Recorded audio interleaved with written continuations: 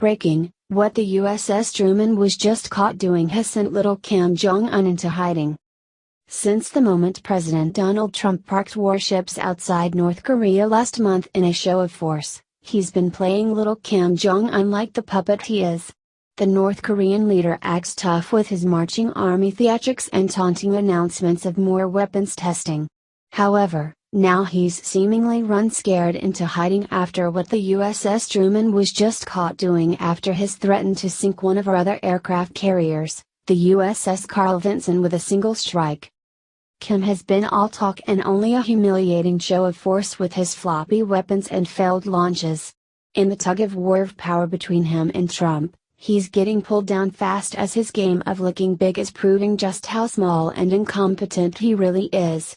However, he's recently gone strangely silent in the past couple of days and likely hiding in fear for his life, after panicking about what the USS Truman just did that sent one of the biggest messages to this little dictator, yet. The USS Harry S. Truman, that is part of the same class of aircraft carriers, the Nimitz class, as the Vinson, which is important based on what is seen in footage that was just obtained from the Ultimate Military Channel. The Truman, which is the same size and has the same capabilities as the Vinson parked outside North Korea, pulls a quick, yet impressive stunt, in this footage, which could be devastating for the country if and when the Vinson decides to do it too and shut Kim Jong-un up for good, and our military is more than ready and willing to do it when the dictator least expects it while thinking he's safe in his hiding spot.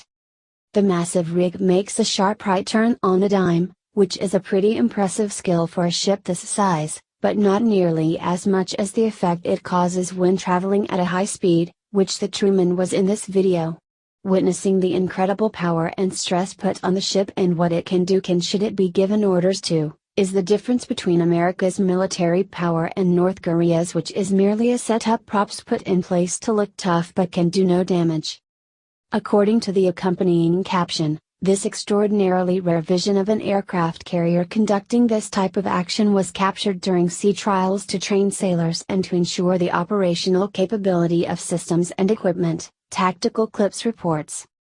This isn't the only aircraft carrier of its kind at America's disposal. We have a total of 9 others that can do major damage to North Korea and their amateur munitions.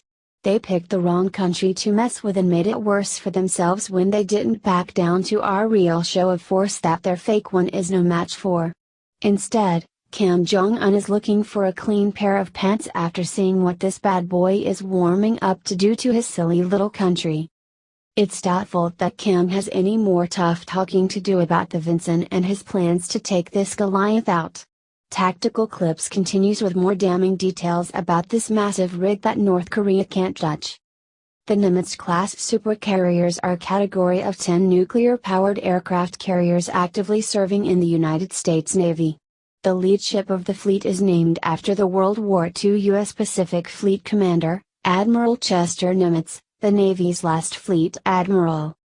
If only Kim's bark was as big as his bite, he might be taken seriously, but his mouth is writing checks that his backside can't cash. Not that he cares, but his ego and apparent mental illness is putting every life on his island in danger for what's coming their way if he doesn't back down. Every action he takes is a provocation of war, and he's only fortunate that America has restrained this long, but his luck is about to run out. Kim Jong-un can run and hide, but he'll have to resurface sometime, and when he does, it better be with him waving a white flag. White flag. Breaking, the new director of the FBI claims to arrest Hillary. Look who it is. One name reportedly being floated as a potential replacement is Milwaukee County Sheriff David Clarke. He joined the Fox Business Network's Mornings with Maria to discuss. This is the kind of political theater that goes on when something like this opens up, he said. My name has been mentioned. I try not to get into that, I'm focused on what I'm doing right now. While it's not clear who Trump will choose, he tweeted this morning, saying Comey will be replaced by someone who will do a far better job.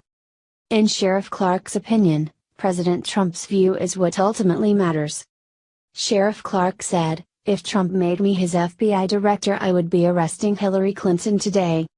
He and Attorney General Jeff Sessions will do what's in the best interest of the FBI in terms of leading that organization, that agency I should say, into the future, he said.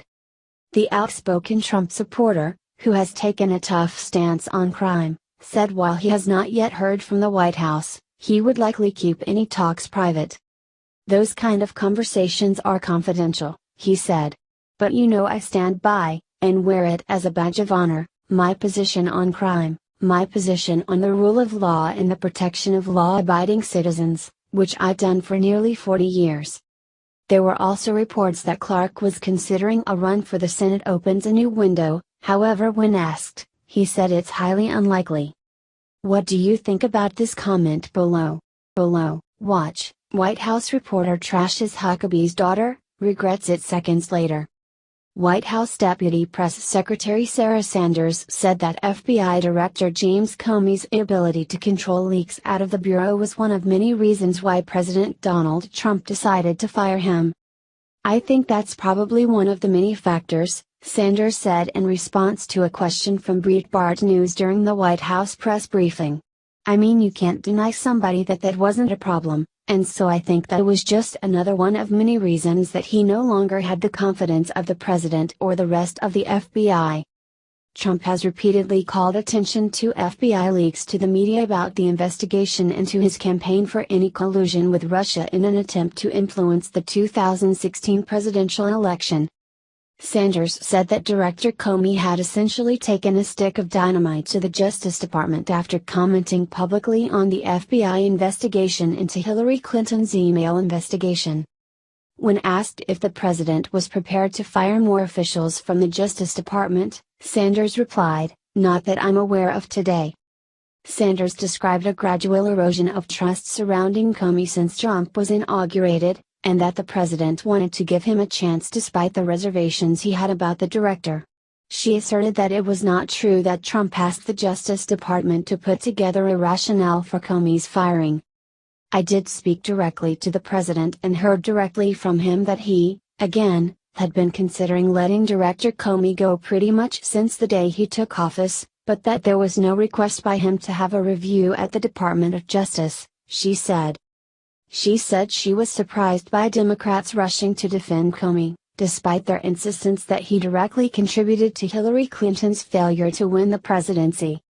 If Hillary Clinton had won the election, which thank God she didn't, but if she had and she had been in the same position, she had have fired Comey immediately, and the very Democrats that are criticizing the president today would be dancing in the streets celebrating. What do you think about this comment below? Alert. Just before he was fired, Comey told this secret to Trump. Despite former FBI Director James Comey's many shortcomings, like letting Hillary Clinton get off easy, he has once again proven that Trump is the right man for the job. The left hates admitting that.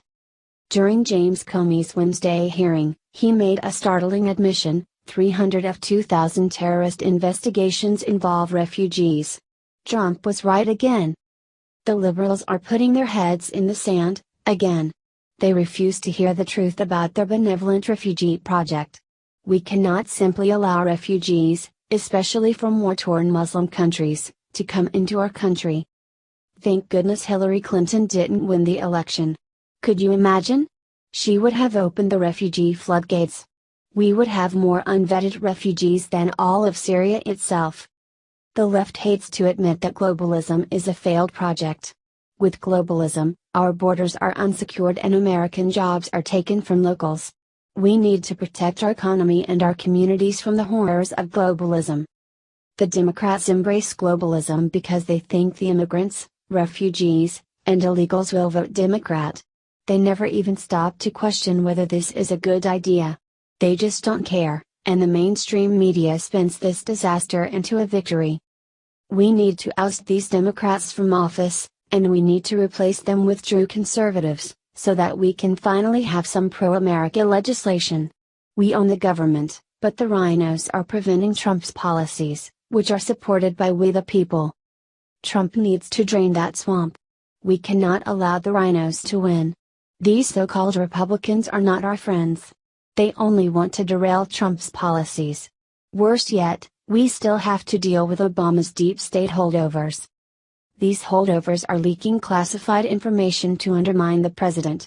Does our president have any friends besides us, patriots? Why are so many people committed to harming America?